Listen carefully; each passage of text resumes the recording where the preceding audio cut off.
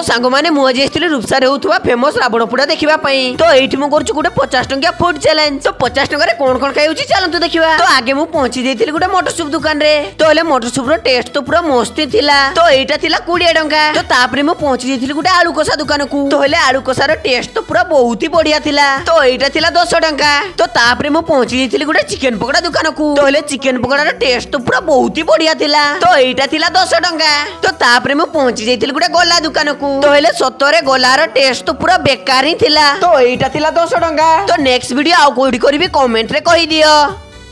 तो सांग मैंने मुझे रूपसार होता फेमस रावण पोड़ा देखा तो ये मुझे गोटे 50 टंकिया फूड चैलेंज। तो 50 टकर कौन कौन खाई चलते देखा। तो आगे मुझे पहुंची जाइए गोटे मटर सूप दुकान में। तो हेले मटर सूप टेस्ट तो पूरा मस्ती थिला। तो यहाँ 20 टंका। तो तापर मुझे पहुंची जाइए गोटे आलू कषा दुकान को। तो हेले आलू कषार टेस्ट तो पूरा बहुत ही बढ़िया थिला। तो यहाँ 10 टंका। तो तापर मुझे